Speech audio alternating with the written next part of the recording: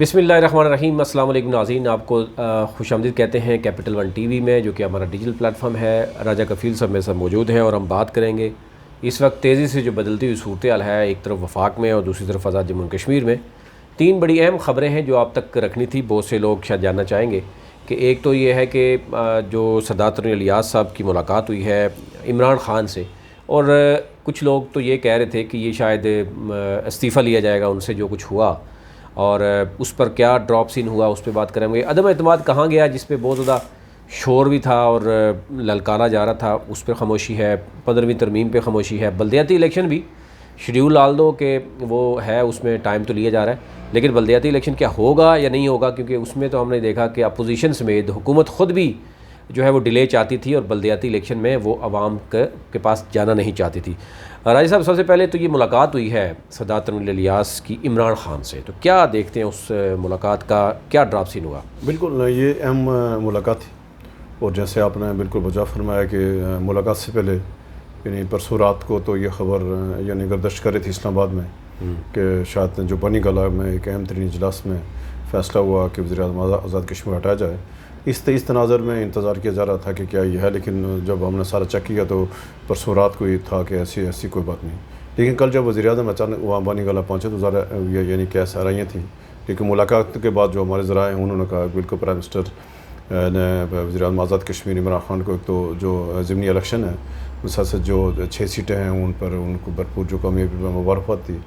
اور پھر ساتھ جو آزاد کشمیر میں بلدیاتی الیکشن کے حوالے سے رہنمائی حاصل کی، اور وزیر اعظم نے جو پلس جو آزاد کشمیر کی جو سیاسی صورتحال اس حوالے سے یعنی اپنے پارٹی کے قائد کو اعتماد میں لیا۔ تو جو بظاہر جو یہ تاثر تھا، افواہیں تھی، تو وہ تو یعنی دم توڑ کے اس طرح کی کوئی بات نہیں ہوئی، اور نہ ہی ابھی کوئی اس کا 1% بھی امکان ہے۔ وہ اس لیے یہ ستی صاحب کے آزاد کشمیر میں بلدیاتی الیکشن کا شیڈول جاری ہوا ہے 24 تک، توسیع ہوئی ہے آزاد نامزدگی میں۔ تو ایسے حالات میں جو پی ٹی آئی کے جو لوگ ہیں، جو ایم ایل اے ہیں، جن یا وزیر ہیں، وہ کسی صورت یہ افورڈ نہیں کر سکتے کہ یعنی ان کے یعنی وہ کوئی فارورڈ بلاک میں جائیں، اور جب ان کے جو الیکشن ہے ان کے لوگ حلقے میں وہ سارے کے سارے پی ٹی آئی کے عہدے تقسیم کیے گئے، عہدے کے علاوہ جو اہم ایشو ہے کہ ابھی جو بلدیاتی الیکشن ہو رہے ہیں پارٹی بنیاد پہ ہو رہے ہیں، تو ظاہر ہے ان کو پی ٹی آئی کا ٹکٹ چاہیے۔ اس وقت آزاد کشمیر حکومت جو پی ٹی آئی کی عدم کامیاب ہوگی نہیں ہوگی بات کی بات ہے، لیکن جو حکومت یعنی جو فارورڈ بلاک جو ہے وہ اس قسم کا رسک نہیں لے سکتا تھا کہ ایسے حالات میں جب الیکشن ہو چکے ہیں، الیکشن شیڈول ہے، اور پھر وہاں ٹکٹ جاری ہو رہے ہیں، یعنی درخواستیں آ چکی ہیں ساری، تو ایسے حالات میں کوئی افراتفری وہ افورڈ نہیں کر سکتے، لہٰذا یہ بھی معاملہ ڈیلے ہو گیا جب تک کہ یہ بلدیاتی الیکشن نہیں ہو پاتے۔ پھر جو آپ کے جو ناظمین ہوں گے اس کے بعد ان کا الیکشن ہوگا، جو ڈسٹرکٹ یعنی چیئرمین ہوگا اس کا الیکشن ہوگا، پھر اس طرح کے ساتھ یونین کونسل کے چیئرمین، یعنی کہ دسمبر تک معاملات یعنی اینڈ پہ چلے گئے۔ یعنی آپ یوں کہیں کہ جو آئندہ 2023 ہے، کوئی اگر کوئی ہوا بھی تو 2023 میں جا کر پھر اس سے پہلے مشکل ہے اس طرح کے سیاسی کوئی تبدیلی کا فی الحال کوئی امکان نہیں۔ بلدیاتی الیکشن آپ کو نظر آ رہا ہے ہو رہے ہیں؟ آج آپ نے دیکھا گزشتہ روز یہ خیبر پختونخوا کا جو علاقہ ہے ناران کاغان، وہ برف اس وقت وہاں پہ پڑ چکی ہے، راستے بند ہو چکے ہیں، مائنس ٹمپریچر ہے۔ اسی طرح یہ بتایا جا رہا ہے کہ جو آزاد کشمیر کے کچھ ایریاز ہیں وہاں نومبر 15 کے بعد تو صورتحال نہیں ہوگی بلدیاتی الیکشن کروانے کی، تو یہ اس طرح رائے فرار کے لیے ایک آسانی ہو جائے گی نکلنے میں؟ ایسا نہیں ہے، دیکھو دو آپشن ہیں، یعنی اگر جو اس وقت اگر حکومت چاہے، وزیر اعظم چاہے تو بلدیاتی الیکشن آگے ہو سکتے ہیں، یعنی وہ بیچ میں یعنی سپریم کورٹ ہے، الیکشن کمیشن ہے، کوئی جوازیت پیش کی جا سکتی ہے۔ اس وقت جو الیکشن شیڈول جاری ہوا، یہ وزیر اعظم کو نئی سانس ملی ہے، اس کو استحکام ملا ہے، تو وہ کیوں چاہے گا کہ یعنی وہ یعنی ایسے ایک پھر اس کو یعنی دوبارہ یعنی سیاسی ماس کو کھولے گا۔ تو وزیر اعظم 100% یقین جا رہے ہیں، اور انہوں نے تو شکر کر کے کہ یعنی بہت مشکل سے اس کو جو ہے نا الیکشن شیڈول جاری کروایا۔ تو ایسے میں حکومت تو نہیں، وزیر اعظم تو نہیں چاہیں گے، حالانکہ 3 ایسے وزراء بھی ہیں کہ جن کے حلقے کمزور ہیں، وہ چاہ رہے ہیں کہ یعنی کسی طرح سے ہماری جان چھوٹ جائے، لیکن وزیر اعظم کسی صورت الیکشن کو آگے نہیں لے جائیں گے۔ تو اس میں جو یعنی ایک تو یہ دوسرا یہ تھا کہ جو اسلام آباد ہے، وفاقی حکومت ہے، اگر یہ چاہے تو ہو سکتا ہے، لیکن یہ بھی عوام کا شکار ہے، کچھ طرح یعنی واضح پالیسی نہیں۔ پھر جو نادیدہ قوتیں ہیں یا جو یعنی پس پردہ جو اصل یعنی حکومتیں ہوتی ہیں ان کو بھی یعنی ایز سچ کوئی ان کا جو ہے نا کوئی خواہش نہیں ہے کہ فوری طور پر یعنی الیکشن کو آگے کیا جائے. اس کی سب سے اہم بات یہ ہے کہ سپریم کورٹ اس میں آزاد کشمیر سپریم کورٹ ہے, آزاد کشمیر ہائی کورٹ ہے اس میں, تو عدالت نے کیونکہ بالکل واضح احکامات جاری ہیں تو یعنی کوئی نہیں چاہے گا. سر عدالتوں کے احکامات کون مانتا ہے؟ ابھی آپ کو بتایا کہ جس دن الیکشن ہو رہے تھے, یہ 2-3 دن پہلے کی بات ہے, سندھ گورنمنٹ نے یہ فیصلہ کیا جی کہ ہمیں جو رزلٹ ہے وہ آپ کے سامنے ہے. تو بلدیاتی الیکشن یہ تیسری دفعہ سندھ میں بھی شیڈول چینج ہو گیا, یعنی سندھ کا پہلا مرحلہ ہوا, دوسرا مرحلہ ٹائم لے لیا گیا. اسی طرح پنجاب میں بھی آپ نے دیکھا, اب پنجاب کا آج پھر شیڈول آ گیا الیکشن کمیشن کی طرف سے. لیکن جو بلدیاتی الیکشن سندھ ہے تو وہاں تو ظاہر پورے سندھ میں ہونے, اور وہاں تقریباً جو 40% جو سندھ ہے وہ ذرا آپ کو پتا پونی میں ہے اور لوگ متاثر ہیں. ظاہر وہ تو بالکل جوازیت موجود ہے کہ جس طرح سے میں شہر کی بات کروں, شہر کا الگ سے یعنی وہ نہیں اگر تو اس میں یہ تھا, لیکن کہ وہ ذرا یہ یعنی الیکشن ہو گیا ذرا تو اس میں. لیکن اس کے جو اسلام آباد کے, کراچی کے, لاہور یا پشاور کے جو حالات ہیں وہ آزاد کشمیر سے مختلف ہے. صحیح. اور اس وقت جو آزاد کشمیر میں حالات ہیں, ایک تو آپ نے کہا جیسے کوئی سخت سرد موسم ہوگا, پھر اتنی بھی ایسی بات نہیں ہے کہ آزاد کشمیر میں کوئی یعنی ایک ہلکا نیلم ہے اگر کہیں, یا جو حویلی ہے یعنی کہیں کوئی اس طرح مسئلہ, لیکن پھر بھی کیونکہ یعنی لوگ عادی ہیں تو وہ تو یعنی 3-4 فٹ اگر جو برف بھی ہو پھر بھی ذرا وہاں لوگ اپنی زندگی تو گزارتے ہیں. اس طرح کا نہیں ہے کہ وہاں سے کہیں یعنی آپ ایکسپیکٹ کر رہے ہیں کہ الیکشن ہو جائے. بالکل ہوں گے. اور عدم اعتماد کہاں گیا جس پہ بڑی اس سے پہلے لڑائیاں بھی ہوئی, جھگڑے بھی ہوئے, پتہ نہیں اسمبلی میں شاید ایسی باتیں بھی دیکھنے میں آئیں. کئی سینئر وزراء, کئی سینئر پولیٹیشین ہمیں روتے ہوئے بھی نظر آئے جی تاریخ میں پہلی بار پتہ نہیں کیا کچھ ہو رہا ہے. لیکن اس کے بعد ایسی خاموشی, آپ کو کیا لگ رہا ہے کہ وہ بلدیاتی الیکشن کی دوڑ میں اب شامل ہو گئے سارے؟ ایک تو ہم نے آپ کے 2-3 پروگرام میں بھی میرا موقف یہ تھا کہ جب تک اسلام آباد سے فیصلہ نہیں ہوگا, ٹھیک ہے, تو جب تک زرداری صاحب ہیں کراچی سے بلاول اس سے فیصلہ نہیں کریں گے, اس وقت تک آزاد کشمیر کی جو اپوزیشن ہے یہ جو چاہے مرضی جتنی کوششیں کر لے, جو حکومتی جو پارٹی ہے اس کے 5-6-7-8 بندے بھی مینیج کر لے, اس وقت نہیں ہو سکتا. تحریک عدم اعتماد اسمبلی پیش نہیں ہو سکتی ہے جب تک یعنی وہاں سے فیصلہ نہ ہو. یا تو وفاقی حکومت ذرا وہ اس ٹائم شہباز شریف صاحب وزیر اعظم ہے, ذرا وہ آصف علی زرداری صاحب سے مشاورت کے بعد ذرا اس کی اجازت دیں گی. پھر سب سے اہم بات ہے کہ جو ہماری اسٹیبلشمنٹ ہے, جو مقتدر حلقے ہیں, قوتیں ہیں, انہوں نے بھی ابھی تک جو آزاد کشمیر کی حکومت کو تبدیل کرنے کا جو ٹائم ٹیبل نہیں دیا. حالانکہ ان کو بھی ذرا یعنی تفصیلات ہیں, خدشات ہیں موجودہ حکومت کی جو پرفارمنس میں. لیکن اس دوران جو ایک اہم پیش رفت ہوئی, جو وزیر اعظم صاحب ہیں انہوں نے اپنے آفس بیٹھنا شروع کیا, جو سخت